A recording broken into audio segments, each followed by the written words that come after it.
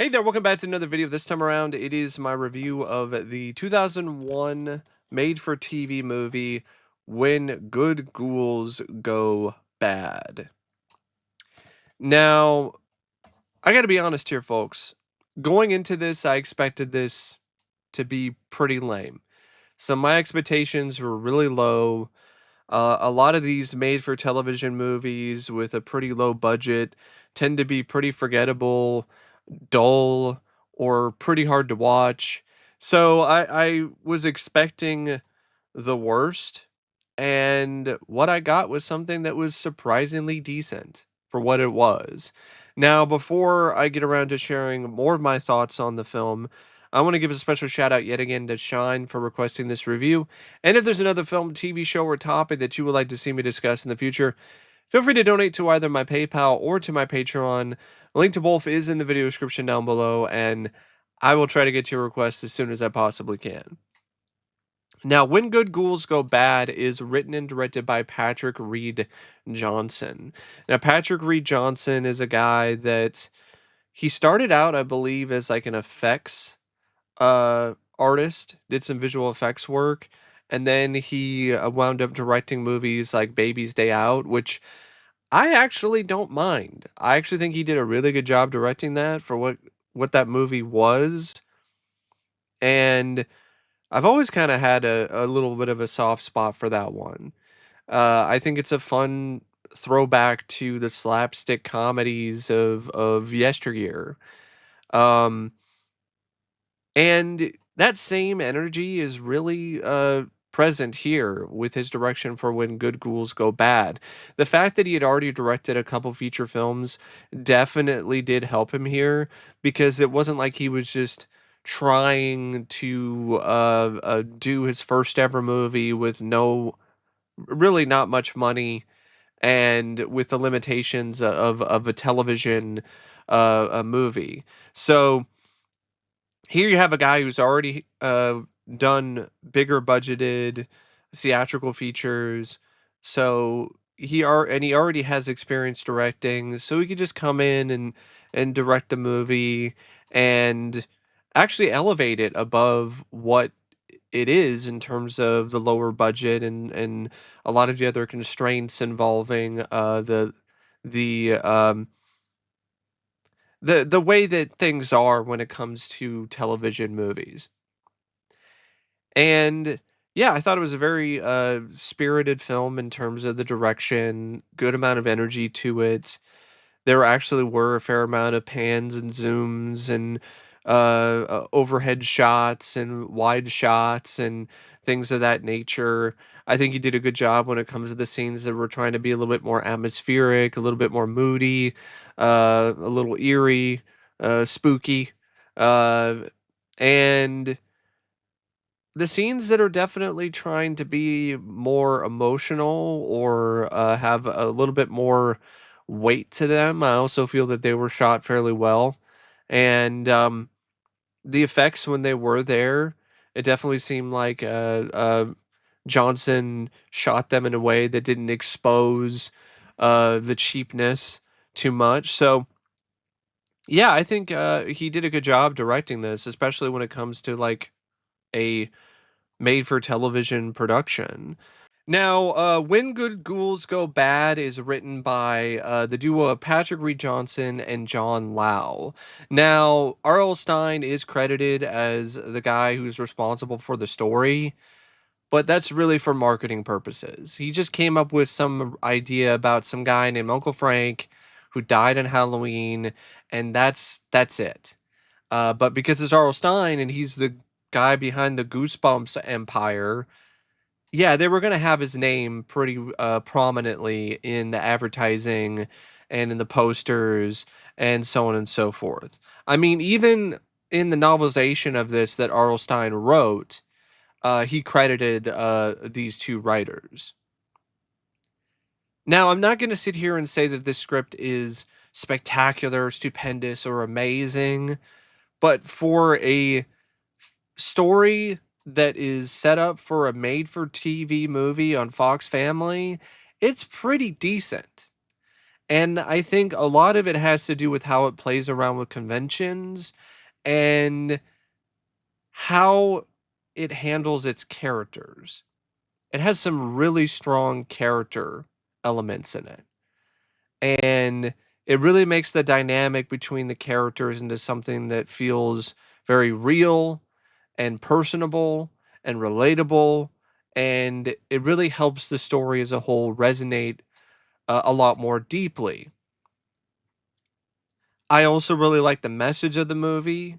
I think it's a really sensible and a really sweet message overall about not judging people based on their appearance, and how being good to other people despite the way that others treat them is something that will genuinely pay off in the end.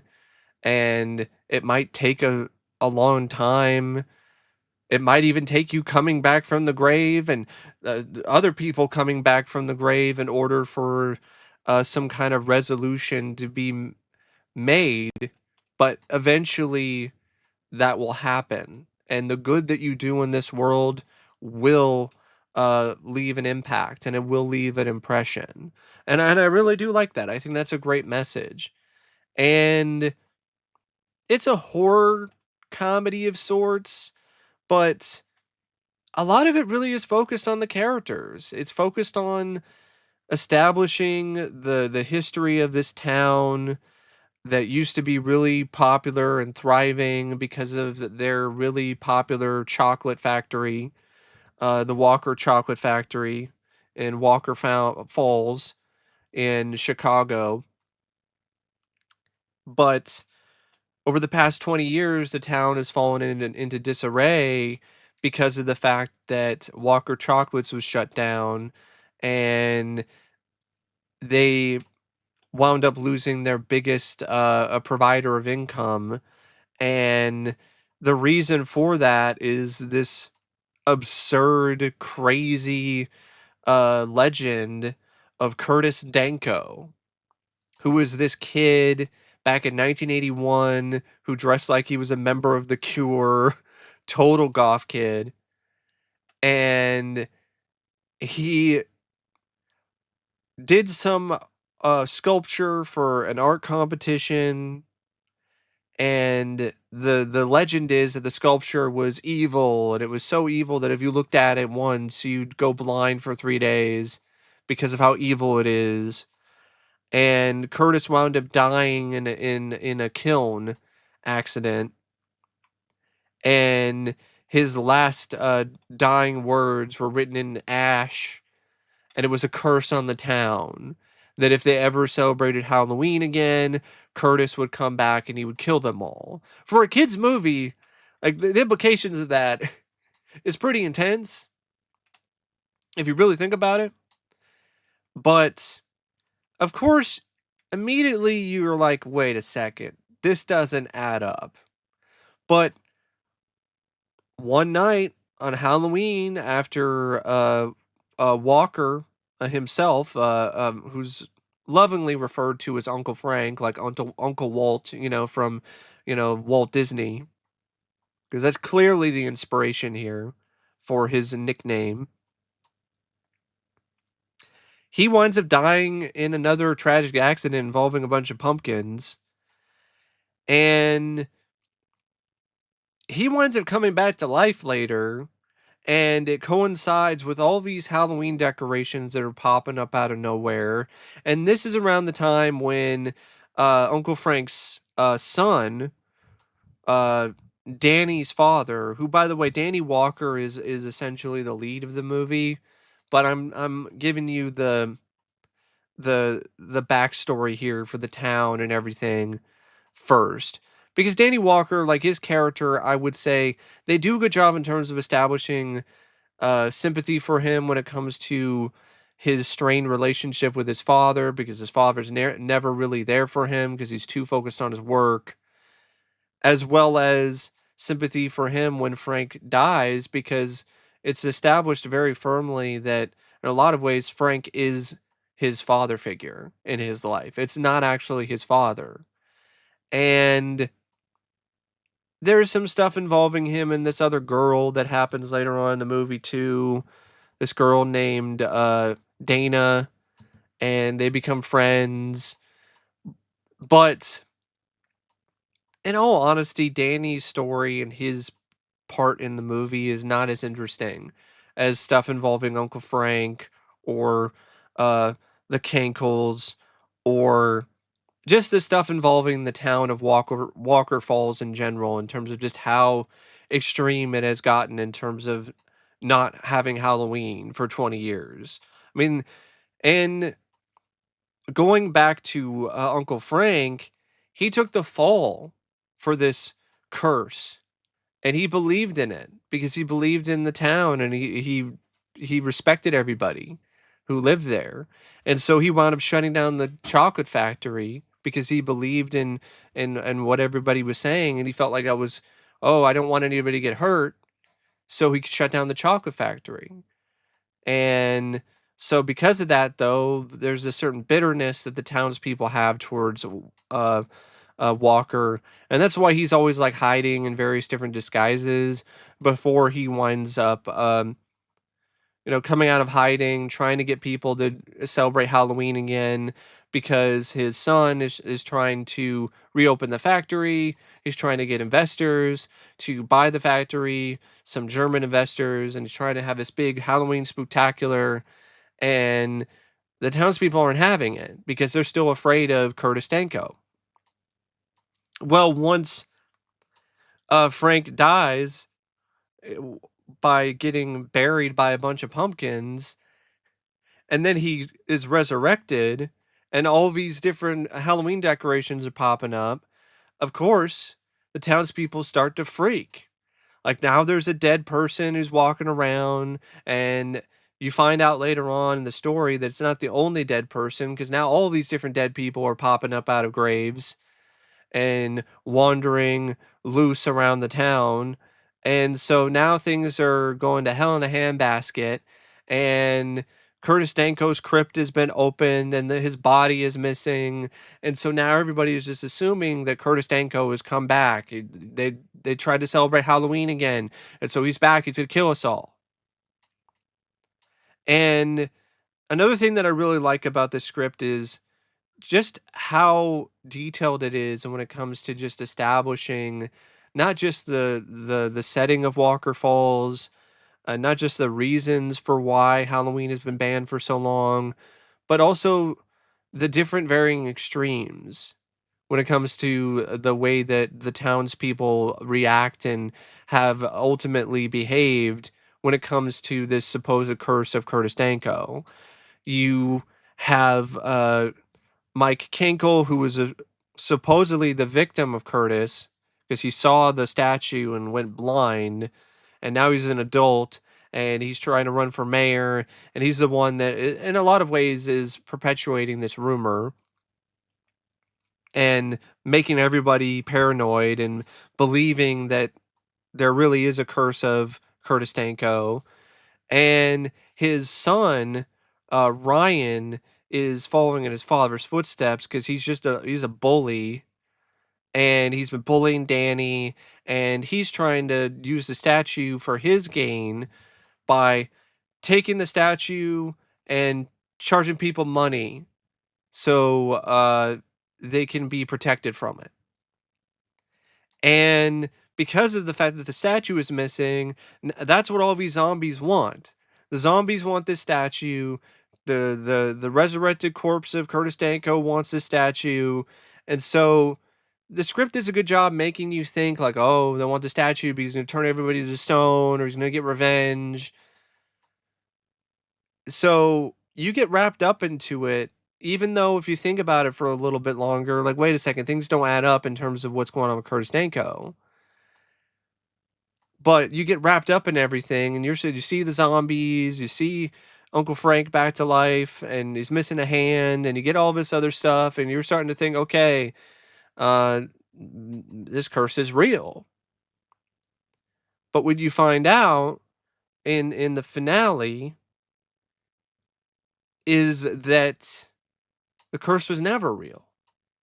It was all a rumor. It was all something that was made up by Mike because he was jealous of Curtis's talents as a sculptor, and he didn't like the fact that Curtis made a sculpture of Frank that was going to be put up in the town square. He wanted that to be his father. And so he made up this story after Curtis tragically died. And by the way, Curtis tragically died in large part because of Mike, because he locked him in the kiln as a prank. So that's another reason why he wanted to cover it up, so nobody would know that he locked him in there in the first place. And he's the one that wrote the message in the ash about the curse of Curtis Danko. And this is all revealed in my opinion, a really clever fashion, where the script does a good job making you think, oh no, like all of our heroes, all of our characters that we care about, they're in trouble. The zombies have cornered them. They've captured them. But then it's revealed that they're just in this abandoned house, which I think was like the house of Danko. And this is also, by the way, where Dana has set up this elaborate Halloween party with all these different decorations that she's smuggled in throughout the years. And that's another thing that I really liked about the script is, and that's another extension of the extremes that I was talking about, is that Halloween has been banned for so long that now the kids are taking it up on themselves to have Halloween, but have it in secret. It's definitely something that makes a lot of sense too. Like kids would totally do that. And that's also where the statue is. So that's why, because of the fact that, Mike's son took the statue in there because they're going to charge people money so they can protect themselves from it. And Curtis shows up. He's there in the house. All the zombies are there. They have everybody cornered. He's gonna reveal the statue, and Mike shows up and thinks he saved the day by taking down Curtis, but Curtis reassembles himself and then sends a screaming Mike back into the rest of the group. And then Curtis just reveals the statue, and it's just Uncle Frank. It's not this evil statue that people have bought that it was. And that causes Mike to spill the beans and tell the true story of what happened. And so he winds up suffering the consequences in a pretty twisted way, because not only is he now ostracized from the town, and everybody is now like, you're a liar and a cheat and we're definitely not going to vote for you for mayor. His own father comes back from beyond the grave to give him a spanking. Like that's a pretty harsh punishment. Like that, the trauma that guy's gonna have that's associated with that is gonna be immense. But you know what? He deserves it. And what I like is that, okay, you have that, but that's not really how this scene really culminates. The scene really ends with Curtis comforting Frank, who throughout all these years has harbored this guilt for Curtis's death because he donated the kiln to the school. And he feels like it's his fault that Curtis died. And Curtis, through not even saying a word, by the way, just through actions, he shows that the statue was made for him. And he shows how much appreciation he has for Frank because he gives him this photo as a response to Frank asking him, why would you do this for me after what I did? And Curtis gives him this photo, which is a photo from a newspaper that showed Frank with Curtis. And I think it was after Curtis won an art competition. And it was Curtis's way to show Frank that you're a good person. You're a good man. You were there for me. And you shouldn't feel guilty. You shouldn't feel bad about what happened. It's not your fault. And he didn't want him to die knowing that he was responsible for something that he didn't do. So a lot of the stuff involving the zombies and Curtis Danko, it's all a setup for a truth to be revealed to cause the town and its people to heal. I really like that. And it shows how being good and doing the right thing can genuinely win out in the end. So it was an interesting way to culminate things that I really did appreciate. And it carries over into this really sweet, heartfelt scene where Frank sees his dead wife, who's been resurrected along with everybody else from the cemetery. And they have one last dance with one another.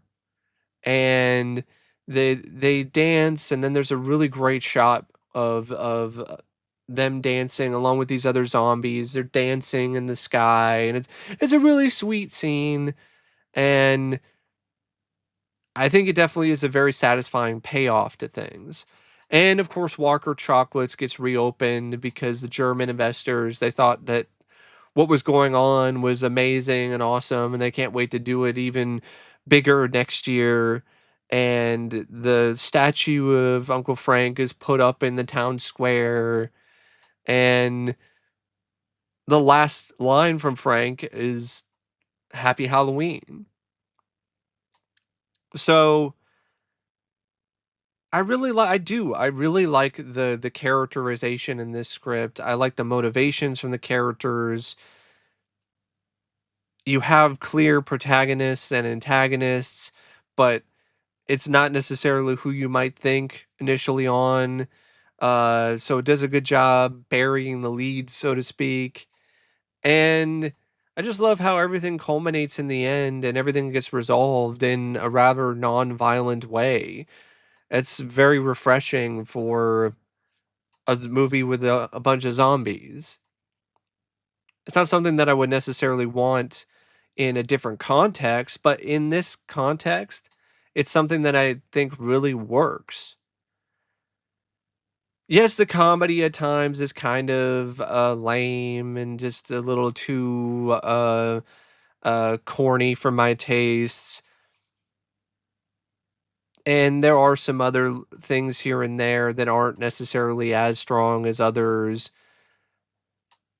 But for the most part, it's a pretty decent story and it's a pretty decent script overall. I think it also really does a good job evoking the Halloween spirit. Like, does an excellent job doing that. Um, so I think for the most part, I do believe that this script is a relative success. Now, the cast, it's headlined by Christopher Lloyd as Uncle Fred, and Christopher Lloyd is great in this. He is so much fun to watch, especially when he's in zombie form. He even does the narration and handles that well. And in a lot of ways, this entire film is a testament and a tribute to Christopher. I mean, there's even a statue of him in this movie. It's almost like this movie really is a tribute to him and to his talents as a character actor.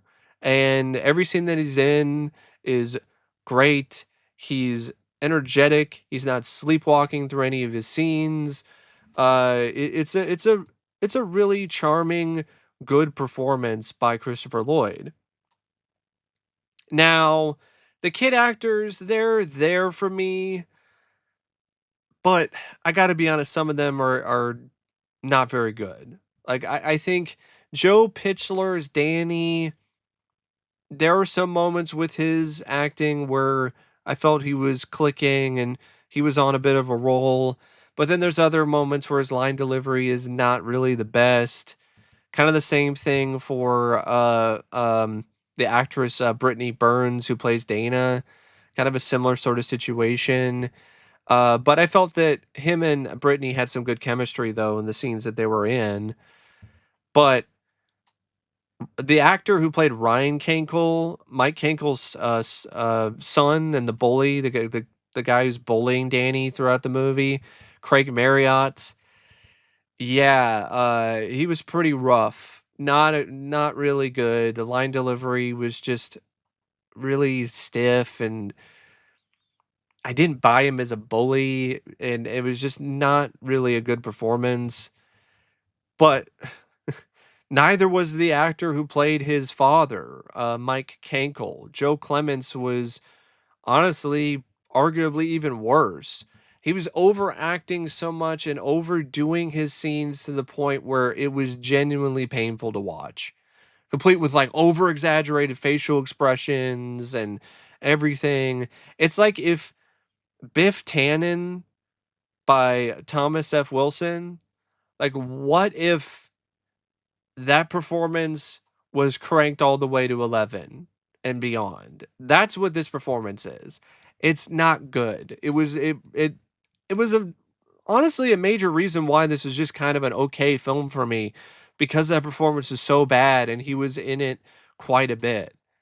Um but Tom Amandes, who played James Walker, Danny's father, he was fine. So was Imelda Corcoran, who played Taylor Morgan, who was the love interest for James. But really, a lot of the movie is Danny and Christopher Lloyd. And speaking of that, like the actor who plays Danny, Joe, like I also did feel he had good chemistry with Christopher Lloyd. Their scenes were uh, really good for the most part. So Danny's an okay lead. He's not unlikable or anything, but the performance is a bit bland at points, I have to be honest. But a lot of the charm, a lot of the enjoyment of this is really due to Christopher Lloyd. If you're a big fan of his, this is definitely worth watching at least once just for his performance in it. Now, the other technical aspects of the production are, they're fine. They're good enough for a TV movie for that has a relatively low budget. The cinematography by Brian J. Branahanny, the editing by Robert Gibson. I thought the score was not too bad either by Christopher Gordon. Um, and some good looking makeup effects when they were there of the different zombies. They had different looks to them too. Like they weren't all the same. As you can see, like they had different designs to them. Um, they definitely looked like they could have been the star of a Goosebumps episode. But overall, yeah, it was a surprisingly wholesome, entertaining, all right movie. Like I don't think it's a great film, but for what it is, for a direct to television movie for younger audiences, it definitely could have been a lot worse. This is not one of those really bad Disney Channel original movies. Like it isn't on that uh, uh, front or on that level, so to speak. But yeah, I would recommend it if you want to switch something up for your Halloween playlist. You want to watch something that's lesser known, isn't talked about as much, and has a good heart to it. Uh, it's worth watching if you ask me. But anyway, thanks for watching my review of When Good Ghouls Go Bad, and until next time, I'll see you later. See ya.